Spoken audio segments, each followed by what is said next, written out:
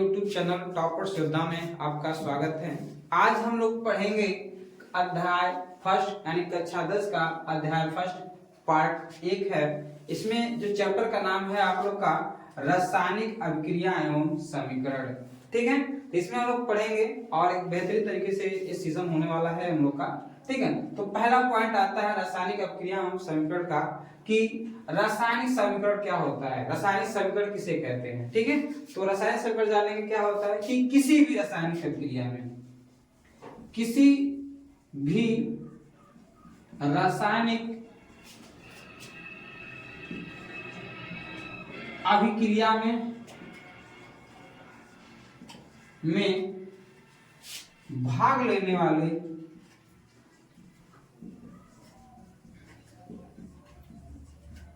उत्पादों एवं अभिकारकों को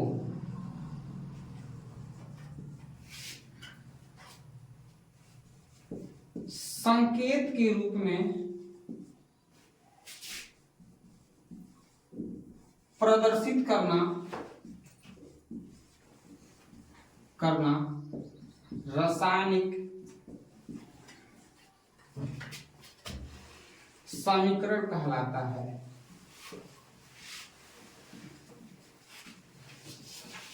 तो जानेंगे हम लोग रासायनिक समीकरण क्या होता है। तो रासायनिक समीकरण में होता है कि किसी भी रासायनिक अभिक्रिया में, ठीक है, किसी भी रासायनिक अभिक्रिया में जो भाग लेने वाले उत्पाद और अभिकारक होते हैं उन्हीं को संकेत के रूप में प्रदर्शित करना ही क्या होता है हम लोग का रासायनिक समीकरण कहलाता है। ठीक है, जैसे मान लीजिए कोई भी रिएक्शन होता है, ठीक है, तो रिएक्शन में क्या होता है कि उसमें अभिकारक होते हैं और उत्पाद भाग लेते हैं, तो उन्हीं अभिकारकों और उत्पादों को हम लोग एक संकेत के रूप में प्रदर्शित करते हैं। किसके रूप में? संकेत के रूप में। जैसे हम लोग नहीं पढ़े हैं पिछले क्लास में, हाइड्रोजन होता है, हाइड्रोजन को H से दिखाते हैं, जैसे हीलियम को H से दिखाते हैं, तो क्या है उनका संकेत है। तो इसी प्रकार जो रासायनिक अभिक्रियाएं होती हैं तो उसमें से भाग लेते हैं। जैसे इसी रासायनिक अभिक्रिया हम लोग का Zn है और आपका H2SO4 है। ठीक है, ये उदाहरण के रूप में समझ सकते हैं, Zn प्लस H2SO4 प्लस, अब देखिए रिएक्शन क्या होता है यहाँ पे आपका होता है ZnSO4, sorry arrow ZnSO4 plus H2 होता है। ठीक है, ये आपकी क्या है, ये रासायनिक अभिक्रिया है। क्या है? रासायनिक अभिक्रिया है। तो जानते हैं क्या है, जैसे जो भाग लेने वाले तत्व हैं, जैसे जो मिल के बने हैं, ये आपका अभिकारक हुआ। ये क्या हुआ आपका? ये अभिकारक होते हैं जो भाग लेते हैं, भाग ले रहे हैं। ठीक है, और जो बन के तैयार हो गए, ये जो मटेरियल बन के तैयार हुआ है, जो केमिकल जो तत्व बने हैं, जो यौगिक बने हैं, ये आपका होता है उत्पाद होता है। ठीक है, आया समझ में। तो अभिकारक क्या होते हैं, उत्पाद क्या होते हैं? रासायनिक अभिक्रिया में जो पहले वाले जो जिनमें बनाया जाता है, जिनको मिलाया जाता है, ठीक है, अभिक्रिया कराने से पहले, ठीक है, वो आपके अभिकारक होते हैं, और जो बन के तैयार हो जाता है वो आपका उत्पाद होता है। तो ठीक है, समझ में अभिकारक क्या होते हैं, उत्पाद होते हैं। तो इन्हीं अभिकारकों और उत्पादों को जो संकेत के रूप में हम दिखाए ना, यहाँ Zn दिखाए, H2SO4 दिखाए हैं, यहाँ ZnSO4 यानी H2SO4 दिखाए हैं, तो इनको क्या सांकेतिक रूप में दिखाए हैं। क्या दिखाए हैं? संकेत के रूप में दिखाए हैं। तो ये हम लोग का क्या है, ये हम लोग का कहलाता है रासायनिक समीकरण है। क्या है? तो रासायनिक, अगर आपसे पूछा जाए कि अब अभिकारक क्या होते हैं, अभिकारक क्या होते हैं, हमने आपको पहले बताया कि वैसे पदार्थ जो क्या करते हैं, रासायनिक अभिक्रिया में भाग लेते हैं। ऐसे पदार्थ जो रासायनिक अभिक्रिया में भाग लेते हैं वो आपके अभिकारक होते हैं, और ऐसे पदार्थ जो रासायनिक अभिक्रिया के संपूर्ण होने पर, ठीक है, वो प्राप्त होते हैं, वो आपके होते हैं उत्पाद होते हैं। जैसे हमने कुछ दिन पहले बताया, एग्जाम्पल पे समझ सकते हैं आप, जैसे आप दाल है, चावल है, अब पानी को, इन तीनों को आप मिला रहे हैं। क्या कर रहे हैं? मिला रहे हैं खिचड़ी पकाने के लिए, है ना। तो अगर गर्म करने से पहले अगर आप मिलाए हुए हैं तो आपके लिए क्या होते हैं? अभिकारक हुए। क्या हुए? ये तीनों चीजें आपके दाल हुए, चावल हुए, पानी मिलाए हैं तीनों, ये आपके लिए क्या हुए? अभिकारक हुए। और अब इसे आपने क्या किया? गर्म किया, गर्म कर दिया। तो गर्म की यानी रासायनिक अभिक्रिया हो गई यानी संपूर्ण हो चुकी है, तो बन के तैयार आपकी जो हो जाएगी खिचड़ी हो जाएगी, यानी वो आपके लिए क्या होगी, वो यहाँ पे उत्पाद के लिए होगी, क्या होगी, उत्पाद। यानी ऐसे पदार्थ जो रासायनिक अभिक्रिया में सिर्फ भाग लेते हैं वो आपके अभिकारक होते हैं, और जो भाग लेने के प्राप्त होते हैं, यानी जब रासायनिक खत्म हो जाएगी, जब प्राप्त हो गई वो चीजें आपके लिए क्या है, वहां पे उत्पाद है। यानी प्राप्त मतलब उत्पाद, जो प्राप्त हुई चीजों को क्या कहते हैं, उत्पाद कहते हैं। इसके बाद आता है हम लोग का रासायनिक अभिक्रियाओं के प्रकार। अगला टॉपिक है रासायनिक, ये इंपॉर्टेंट है, थोड़ा ध्यान देते रहिए। इन अभिक्रियाओं में से 100% है, जो दो अभिक्रियाएं तो 100% एग्जाम में आनी होती है, ये ध्यान दीजिएगा। इसमें से 100% बता रहे हैं, इन अभिक्रियाओं में से दो अभिक्रियाएं आपको हर एग्जाम में देखने को मिलेगी, ठीक है। तो रासायनिक अभिक्रियाओं के प्रकार, तो जितने भी प्रकार हैं इसको आप अच्छे से पढ़ते रहिएगा।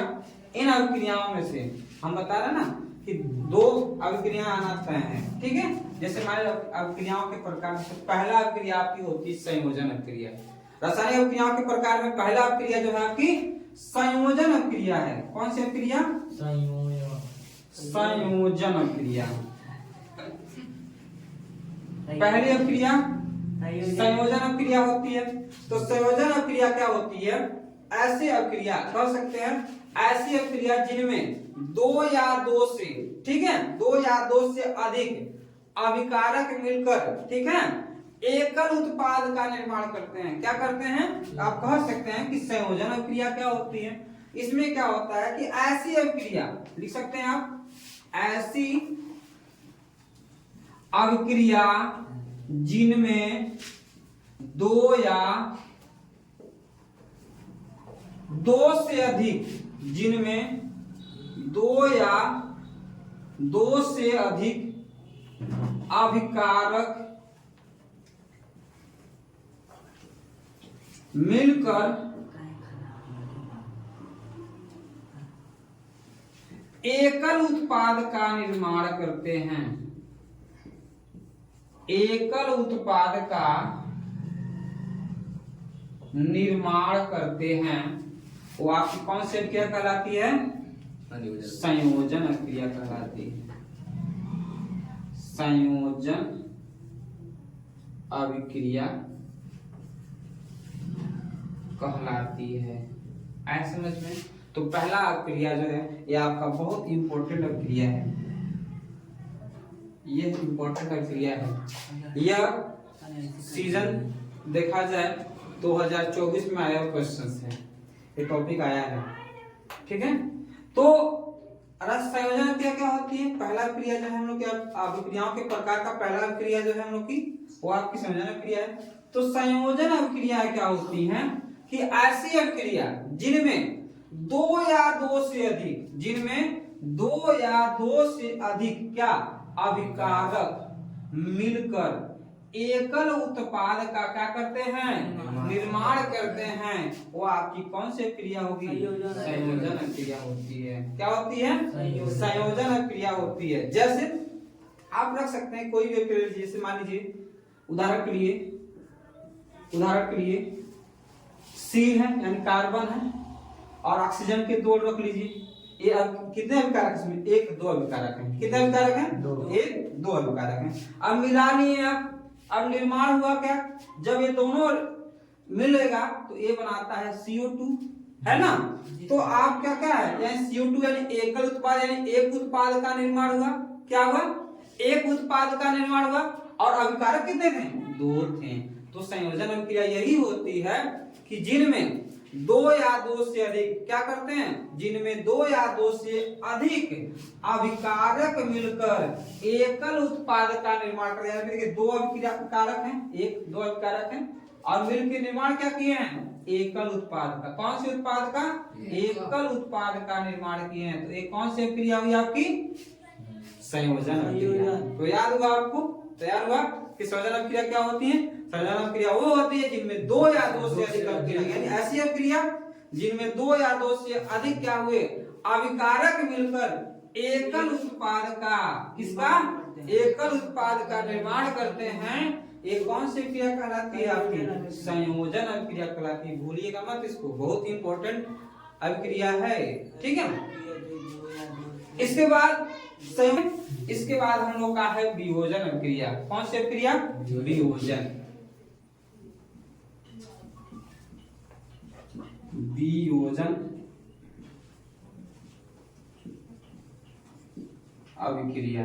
अगली अभिक्रिया हम लोग का है, ये सेकंड नंबर की अभिक्रिया है जिसका नाम है वियोजन अभिक्रिया। ठीक है, तो वियोजन अभिक्रिया क्या होती है? इनमें क्या होता है? इसका संयोजन का ठीक विपरीत होता है। क्या होता है? संयोजन में आपने पढ़ा कि जिनमें दो से अधिक अभिकारक मिलकर एकल उत्पाद का निर्माण करते हैं तो आपकी संयोजन अभिक्रिया होती थी। इसमें क्या होता है? वियोजन अभिक्रिया में होता है, लिखेंगे ऐसी अभिक्रिया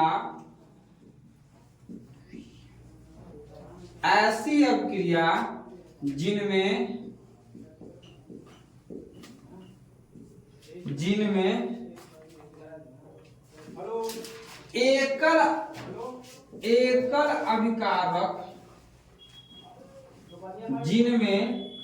एकल अभिकारक टूटकर, क्या करके? ऐसी अभिक्रिया जिनमें एकल अभिकारक टूटकर, ठीक है, दो या दो से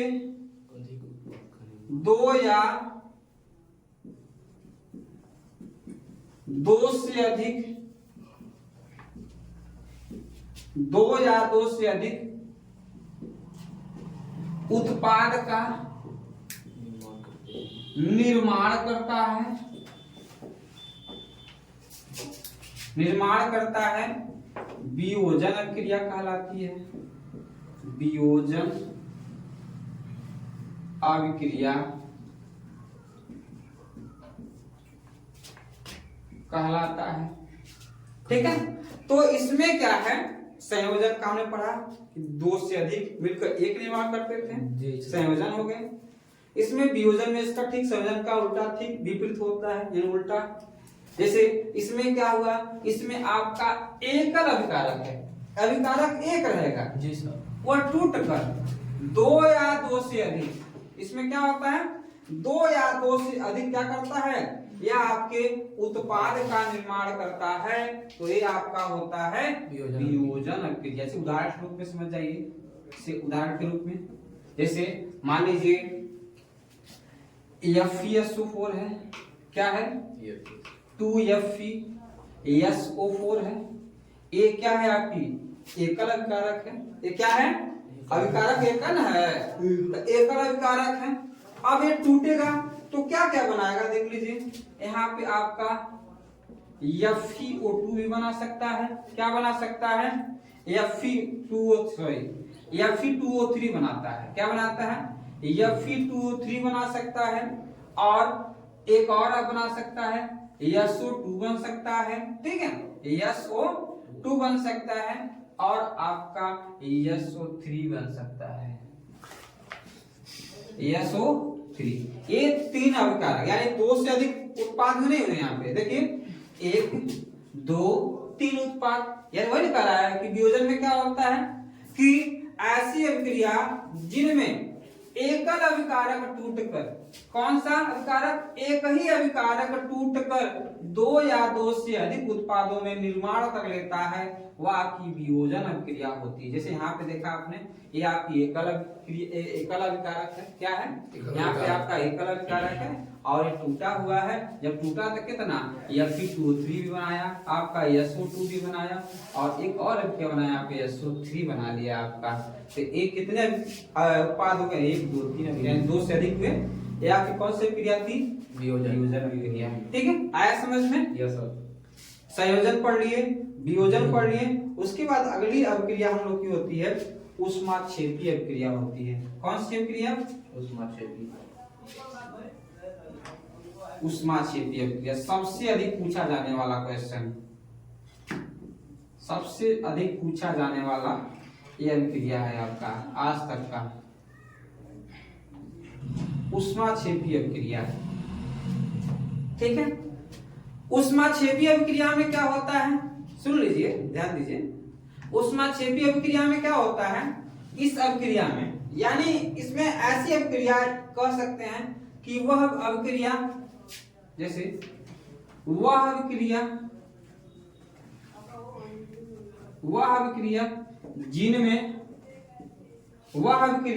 जिनमें उष्मा का क्या होता है, उष्मा उत्सर्जित होती है। क्या होती है इसमें, यानी वह अभिक्रिया जिनमें उष्मा क्या हो, उत्सर्जित, उष्मा का उत्सर्जन कह सकते हैं आप, उष्मा का उत्सर्जन होता है। क्या होता है, उष्मा का उत्सर्जन होता है, उष्माक्षेपी अभिक्रिया कहलाता है। कौन सी अभिक्रिया, उष्माक्षेपी अभिक्रिया कहलाता है। कौन सी अभिक्रिया, उष्माक्षेपी अभिक्रिया कहलाता है। जैसे इसमें क्या उष्माक्षेपी, देखो नाम में ही पता चल रहा है, उष्मा क्षेप का मतलब होता है अवक्षेप, अवक्षेप मतलब कचरा, तो अवक्षेप मतलब जब उष्मा का कचरे के रूप में बाहर आ जाए, यही ना होगा, नाम से पता चला। तो इसमें उष्मा का क्या होगा, उत्सर्जन हो गया, यानी उष्मा इसमें से क्या हो गई, निकल गई। तो वह अभिक्रिया जिनमें उष्मा निकल जा रही है, यानी उष्मा का उत्सर्जन हो जा रहा है, वो आपकी कौन सी अभिक्रिया हो रही है, उष्माक्षेपी अभिक्रिया हो रही है। आए समझ में, उष्माक्षेपी यानी उष्मा का उत्सर्जन होना, उष्माक्षेपी यानी उष्मा का, यानी उष्मा का निकलना, यानी एसिड की जब उष्मा क्या होती है, निकल जाती है।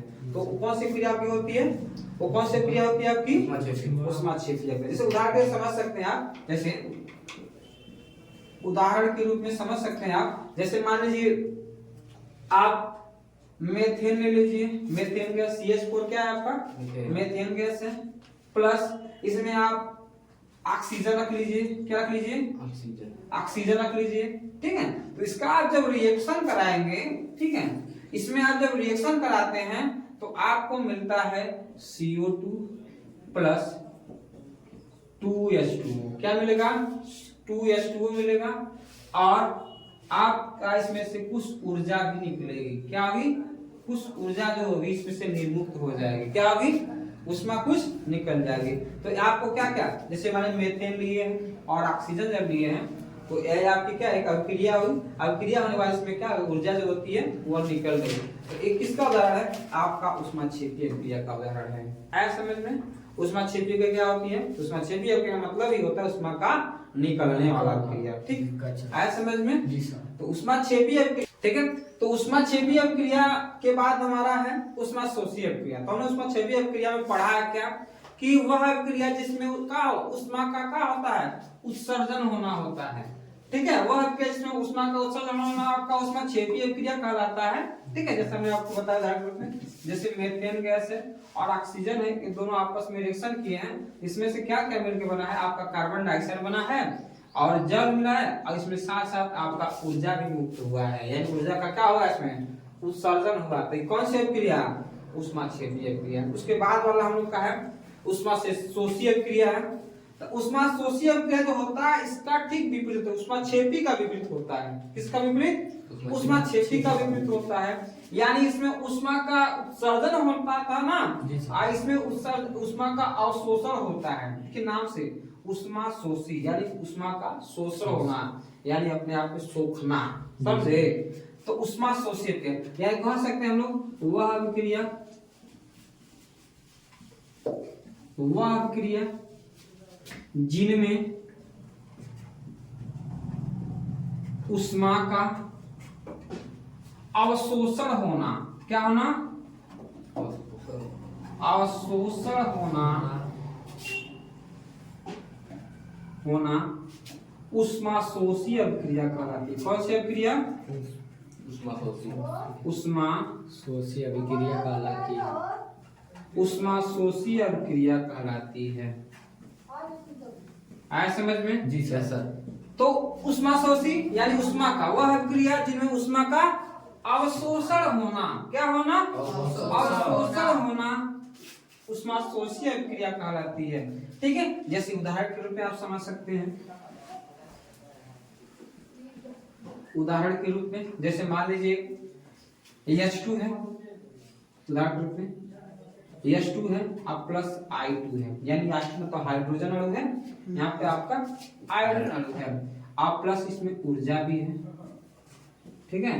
तो ये अब जब इनका क्या होगा, रिएक्शन होगा यानी अभिक्रिया होगा, तो यहाँ पे क्या होगा, 2HI हो जाएगी। क्या हो जाएगी, 2HI यानी हाइड्रोजन आयोडाइड हो जाएगा। क्या होगा, हाइड्रोजन आयोडाइड। यहाँ पे देखिए ऊर्जा था, ऊर्जा क्या होगा इसमें, अवशोषण हो गई है। क्या हो गई है, अवशोषित हो गई है, यानी उसमें क्या हो गई, सोख ली गई है।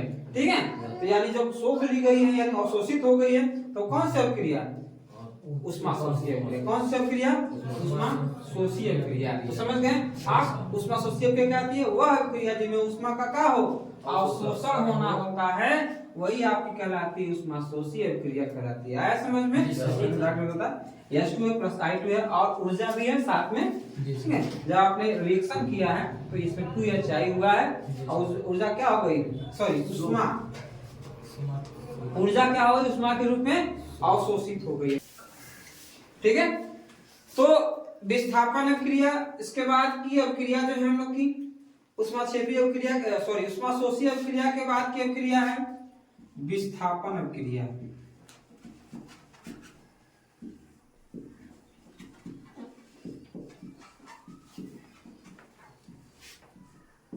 विस्थापन अभिक्रिया, ठीक है। विस्थापन अभिक्रिया क्या होती है, ठीक है, ऐसी अभिक्रिया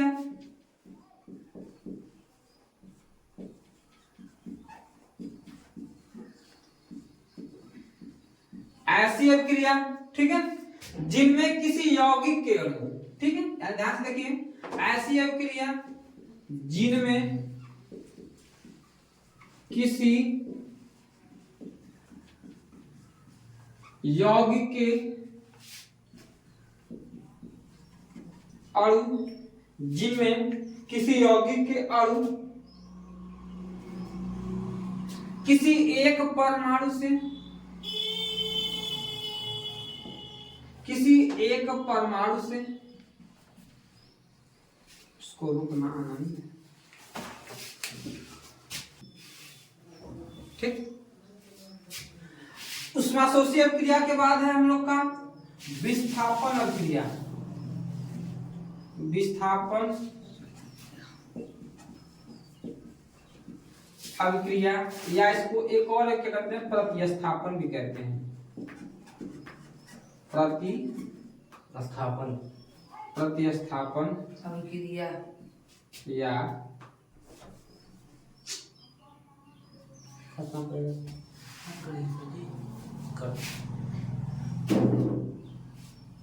ठीक है, तो का विस्थापन या प्रतिस्थापन अभिक्रिया, विस्थापन या प्रतिस्थापन अभिक्रिया।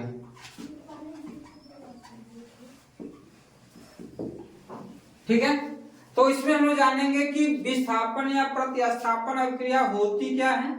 जैसे कि समझ सकते हैं हम लोग, लिखेंगे कि वह अभिक्रिया, या एक कह सकते हैं वह अभिक्रिया जिनमें अधिक अभिक्रियाशील तत्व, अधिक अभिक्रियाशील तत्व, कम अभिक्रियाशील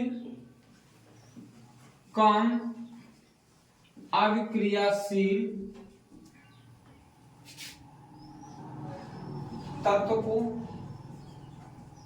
विस्थापित करके, क्या करके, विस्थापित करके स्वयं उसका स्थान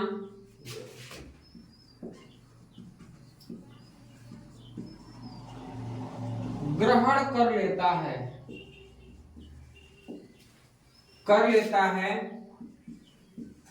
विस्थापन या प्रतिस्थापन अभिक्रिया कहलाती है। आया समझ में, एक बार और समझिए। कि विस्थापन या प्रतिस्थापन अभिक्रिया क्या होता है कि वह अभिक्रिया जिनमें अधिक क्रिया अभिक्रियाशील तत्व है, क्या करता है, जिनमें अधिक अभिक्रिया, जैसे आपका अधिक अभिक्रियाशील तत्व कौन सा होता है, कि सोडियम हुआ, पोटेशियम हुआ, है ना, यही सब होते हैं। ठीक है, तो आपका इसमें क्या होता है, अधिक अभिक्रियाशील तत्व क्या करता है, कम क्रियाशील हुआ, जैसे कम क्रियाशील कौन तत्व से Au हुआ, ठीक है, नीचे जितने भी क्रम जाते हैं Ag हुआ, ऐसा कम अभिक्रियाशील तत्व, तो उनको क्या करता है, वह अभिक्रिया जिनमें अधिक अभिक्रियाशील तत्व क्या करता है, वो कम अभिक्रियाशील तत्व को क्या करता है, विस्थापित करके, यानी विस्थापित मतलब क्या, खदेड़ के, ठीक है, जैसे मतलब खदेड़ के, ठीक है, स्वयं उसका स्थान क्या करता है, ग्रहण कर लेता है। वह कौन सी क्रिया कराती है आपकी, प्रतिस्थापन क्रिया कराती है। कौन सी क्रिया, प्रतिस्थापन क्रिया कराती है। जैसे मान लीजिए उदाहरण के रूप में आप समझ सकते हैं, जैसे Zn प्लस CuSO4 है ना। देखिए जैसे उदाहरण के समझ आपका जिंक है और कॉपर सल्फेट है ना। उसके बाद आप जब रिएक्शन करते हैं तो यहाँ पे देखिए Zn क्या होता है ना, वह कॉपर से अधिक अभिक्रियाशील तत्व होता है। Zn यानी जिंक जो होता है वो कॉपर से अधिक अभिक्रियाशील वाला होता है। तो ये क्या करेगा ना, जब रिएक्शन करेगा ना तो ये इनको क्या खदेड़ देगा, इनके स्थान पे बैठ जाएगा। ये क्या होगा, ZnSO4 हो जाएगा, है कि नहीं। देखिए यहाँ पे कॉपर का क्या आ गया, Zn आ गया, यानी Zn आया है, यानी इसको क्या किया, इसको खदेड़ दिया, इसको त्याग दिया, यानी इसको क्या किया, इधर आ गया, इसको क्या किया, इसको विस्थापित कर दिया। कॉपर को क्या किया, Zn विस्थापित करके उसका स्थान देखिए यहाँ पे, इसका स्थान ले लिया है कि नहीं लिया, और इसको क्या किया, इसको विस्थापित कर दिया, कम अभिक्रिया। कौन सी क्रिया आपकी हुई है, विस्थापन या प्रतिस्थापन हुआ है। कौन सा हुआ, विस्थापन। तो ऐसा समझ में, तो विस्थापन अभिक्रिया या प्रतिस्थापन अभिक्रिया में यही होता है ना कि वह अभिक्रिया जिनमें अधिक अभिक्रियाशील तत्व क्या करता है, वह कम अभिक्रियाशील तत्व को क्या करता है, विस्थापित करके स्वयं उसका स्थान क्या करता है, ग्रहण कर लेता है। वो आपकी कौन सी क्रिया होती है, प्रतिस्थापन या विस्थापन क्रिया कहलाती है। जैसे हमने बताया आपको Zn है और कॉपर सल्फेट है, यहाँ पे देखिए क्या हुआ, कॉपर क्या किया, विस्थापित कर दिया, यहाँ कर दिया ना, उसके स्थान पे क्या हुआ, जाके बैठ गया है। आया समझ में, यस सर। इसके बाद क्रिया द्विविस्थापन क्रिया। तो द्विविस्थापन क्रिया क्या होती है कि वे अभिक्रियाएं, कह सकते हैं आप कि वे अभिक्रियाएं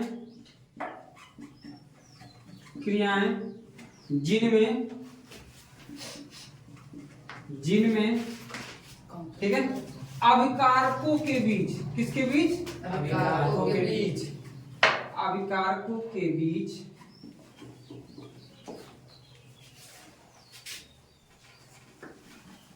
आयनों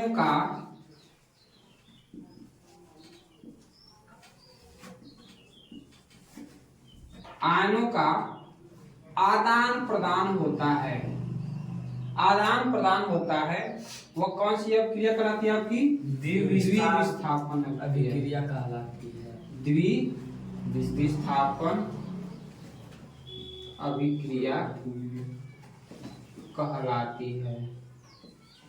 कौन सी क्रिया, इसमें क्या होता है कि द्विविस्थापन में इनमें अभिकारकों के बीच क्या होता है ना, किसके आयनों का आदान प्रदान होता है, यानी इसके आयन उधर चले जाएंगे, उसके आयन इधर हो जाएंगे। जैसे मान लीजिए आपके पास एग्जांपल के रूप में है, जैसे NaSO4 है, सॉरी उदाहरण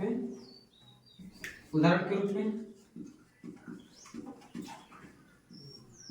ठीक, जैसे Na2SO4 सोडियम सल्फेट है और आपका BaCl2 है, BaCl2 है ना। इसमें देखिए ये आपकी एक अभिक्रिया है ना। हमने बताया क्या, इन्हीं में क्या होता है, अभिकारकों के बीच क्या होता है, ये अभिकारक है, अब इन्हीं के बीच में क्या होता है, कौन, आयन। आयन मतलब जो धातु होते हैं, धातु ना आयन होते हैं। जैसे मानिए Na वाला है, Ba वाला है, तो जब रिएक्शन करेगा ना, इसका वाला इसके साथ जो इसका वाला इसके साथ, यानी आपका जो होगा, आपका यहाँ पे BaSO4 होगा, क्या होगा, BaSO, यानी इसके आयन क्या इस पे आ गए, इसके आयन क्या होगा, इस पे आ जाएंगे, है ना। तो 2NaCl हो जाएगा, क्या होगा, 2NaCl है समझ में। तो इनके आयनों का आदान प्रदान यानी अगल बगल, देखिए इसके आयन क्या हुआ, इसके साथ चले गए, देखिए NaCl हो गया, ठीक है, और इसके जो है, ठीक है, इसके साथ वाला इसके साथ इसी वाला आ गया, देखिए यहाँ पे BH4 हो गया, इसमें क्या हो गई आपको, यानी आयनों का आदान प्रदान हुआ है, ठीक है, आया समझ में। तो ये कौन सी क्रिया हुई आपकी, द्विविस्थापन अभिक्रिया। तो द्विविस्थापन अभिक्रिया होती ही है कि जिनमें आयनों के अभिकारकों के बीच क्या होते हैं, जो आयन होते हैं उनका क्या होता है, आदान प्रदान यानी अदला बदली होता है, क्या होता है, अदला बदली होता है ना। इसके बाद की अभिक्रिया होती है हम लोग की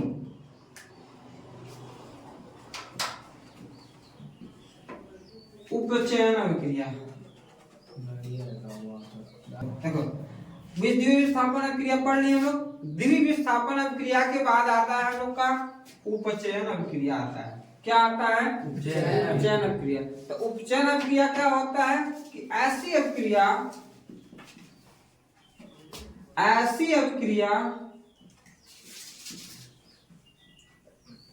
जिनमें ऑक्सीजन की वृद्धि तथा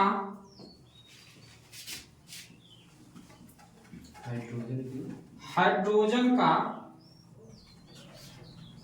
त्याग होता है, हाइड्रोजन का त्याग होता है, उपचयन अभिक्रिया कहलाती है। कौन सी अभिक्रिया, उपचयन अभिक्रिया कहलाती है, उपचयन अभिक्रिया कहलाती है। आया समझ में। तो इस अभिक्रिया में क्या होता है, उपचयन में यही होता है कि उपचयन अभिक्रिया में यानी ऐसी अभिक्रिया जिनमें किसकी, ऑक्सीजन की वृद्धि होती है और तथा हाइड्रोजन का क्या होता है, त्याग होता है, वो आपकी अभिक्रिया कौन सी होती है, उपचयन अभिक्रिया होती है, ठीक है। उदाहरण के लिए समझ सकते हैं आप,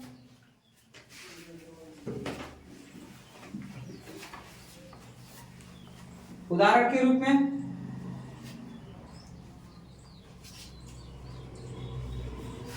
2Mg प्लस O2, ठीक है, Mg प्लस O2, जब इनके बीच में क्या होता है, अभिक्रिया आप कराएंगे तो इसमें क्या होता है, ये आपका बन के तैयार हो जाएगा 2MgO, ठीक है। इसमें क्या हो गई, इसमें हाइड्रोजन का त्याग हो गया और आपकी ऑक्सीजन की वृद्धि हो गई, ठीक है। तो उपचयन अभिक्रिया के बाद की अगला अभिक्रिया हम लोग का अपचयन अभिक्रिया है। कौन सी अभिक्रिया, अपचयन। तो उपचयन का ठीक विपरीत वाली अभिक्रिया होती है, ठीक है। तो उपचयन के बाद अपचयन में क्या होता है, उपचयन में क्या होता था, ऑक्सीजन की वृद्धि होती थी, हाइड्रोजन का त्याग होता था, ठीक है। इसमें ठीक इसका उल्टा होगा, जैसे लिखेंगे कि ऐसी अभिक्रिया,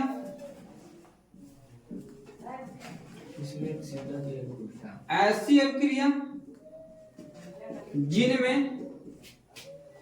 हाइड्रोजन की वृद्धि हो, उसमें हाइड्रोजन का त्याग हो रहा था, इसमें हाइड्रोजन की क्या हो रही है, वृद्धि हो रही है, हाइड्रोजन की वृद्धि तथा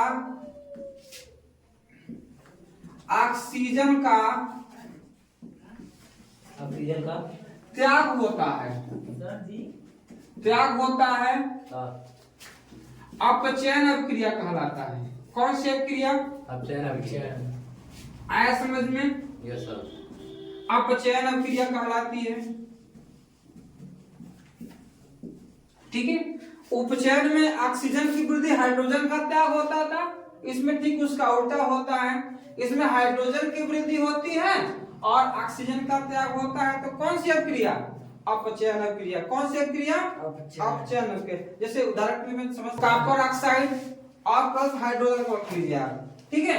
तो जब आप क्या करेंगे, इसमें क्या होता था, हाइड्रोजन की वृद्धि होती थी, तो जैसे क्या है, यहाँ पे Cu है ना, तो यहाँ पे Cu क्या हो जाएगा, आपका हो जाएगा, और हाइड्रोजन क्या होगा, ऑक्सीजन इसके साथ चला जाएगा, यानी H2 हो जाएगा आपका, ठीक है। एक इसका उदाहरण है, ये आपका अपचयन अभिक्रिया का उदाहरण है। तो अपचयन अभिक्रिया क्या होती है, इसमें हाइड्रोजन की वृद्धि होती है, ऑक्सीजन का क्या होता है, त्याग होता है। तो ये कौन सी अपक्रिया, अपचयन अपक्रिया होती है। इसके बाद की अपक्रिया यानी आप कह सकते हैं नौवीं अपक्रिया आपकी है, वो आपकी रेडॉक्स अपक्रिया है। कौन सी अपक्रिया, रेडॉक्स, रेडॉक्स अपक्रिया होती है। ठीक है, तो रेडॉक्स अपक्रिया होती वह अपक्रिया, कह सकते हैं रेडॉक्स अपक्रिया कौन सी क्रिया होती है, वह अपक्रिया, वह अपक्रिया जिनमें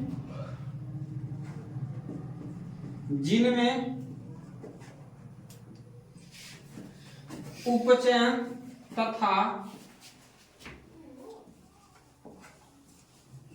अपचयन, उपचयन तथा अपचयन अपक्रिया एक साथ होती है, एक साथ होती है।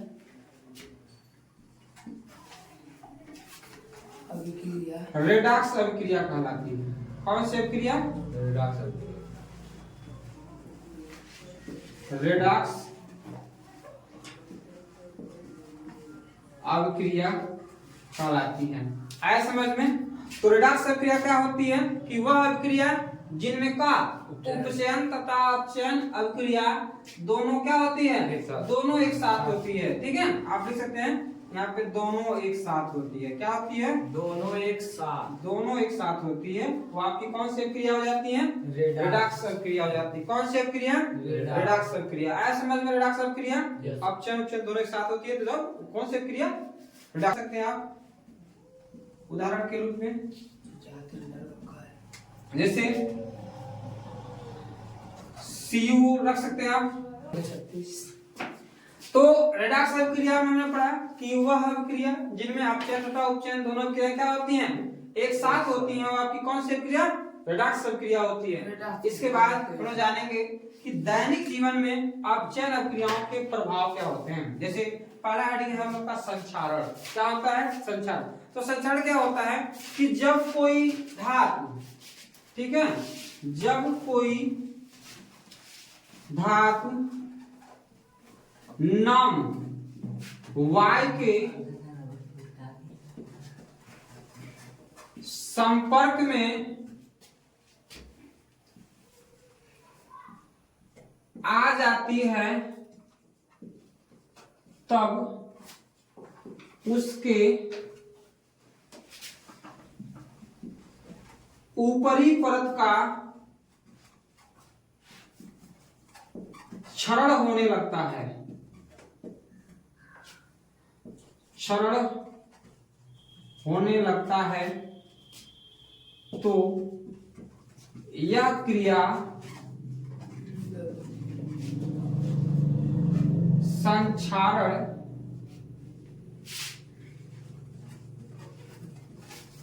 कहलाती है। आए समझ में।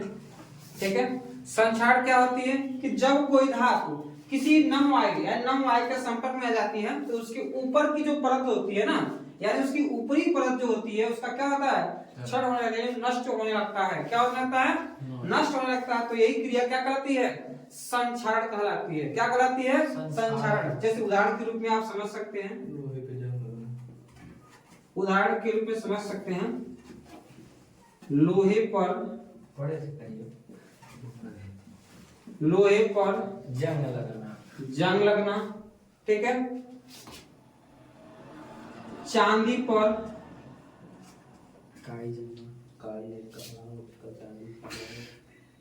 चांदी पर काली परत चढ़ना,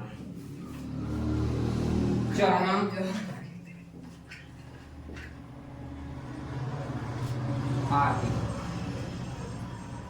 ठीक है, तो संक्षारण यही होता है कि इसमें जो नम वायु के संपर्क में आ जाती है तो क्या होती है, उनके ऊपरी परत का क्या होता है, क्षरण नष्ट होने लगता है। तो ये क्रिया आपकी क्या कहलाती है, संक्षारण कहलाती है। जैसे लोहे पर जंग लगना, देखे होंगे आप लोग, जब लोहा रखा जाता है, जैसे छड़ रखा जाता है आपके आसपास में, तो उस पे क्या होता रहता है कि उस पे धीरे धीरे जंग लगना स्टार्ट हो जाता है। तो किसके संपर्क में आता है, नम वायु के संपर्क में आता है। तो ठीक है, तो ये जो प्रक्रिया होती है जंग लगने का आपका वो होती है संक्षारण हो जाती है, ठीक है। और चांदी पर भी काली परत चढ़ने लगता है, तो ये भी आपकी एक संक्षारण की प्रक्रिया होती है, ठीक है। इसके बाद की और इस अध्याय का आखिरी टॉपिक है वह है आपका विकृति गतिता, करते हैं, ठीक है। तो संक्षारण के बाद हम लोग की अगला टॉपिक है वो है हम लोग का विकृति गणिता है। क्या है? विकृति गणिता है। तो विकृति गणिता क्या होती है, ठीक है। हमने बताया कि जो खाद्य पदार्थ होते हैं, खाद्य पदार्थों या कह सकते हैं तेल व वसा युक्त खाद्य पदार्थों पर, खाद्य पदार्थों के ऑक्सीकरण से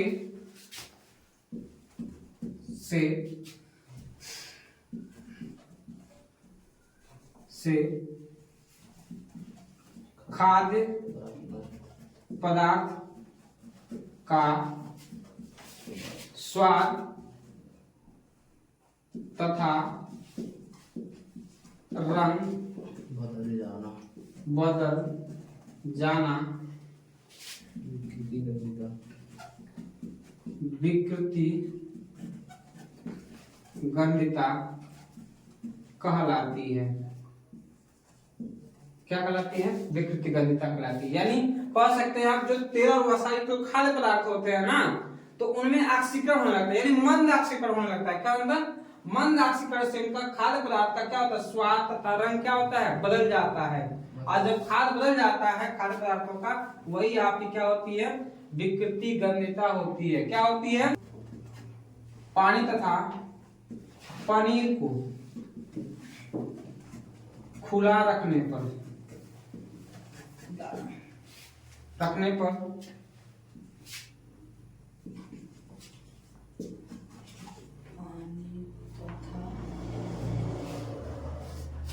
पानी तथा पनीर को खुला रखने पर विकृति गंध देने लगती है, ठीक है। तो विकृति गंधिता दूर करने के लिए भी, यानी इसके रोकने के लिए हम क्या करते हैं, जो चिप्स या कुरकुरे की जो पैकेट होती है ना, उसमें ऑक्सीजन की जगह क्या हम निर्माण करते हैं, उसमें क्या कौन सी गैस यूज करते हैं? नाइट्रोजन का यूज करते हैं, जिससे क्या हो, वो विकृति गंधिता उसमें न हो। क्योंकि वो चिप्स उसमें भी क्या होता है आपका एक तेल और वसा युक्त खाद्य पदार्थ होता है, ठीक है। तो नाइट्रोजन जो होता है उसको ऑक्सीजन होने नहीं देता है, ठीक है। आज के लिए बस इतना ही, फिर मिलते हैं अगले नेक्स्ट टॉपिक और अगले अध्याय के साथ, ठीक है। तब तक के लिए गुड बाय।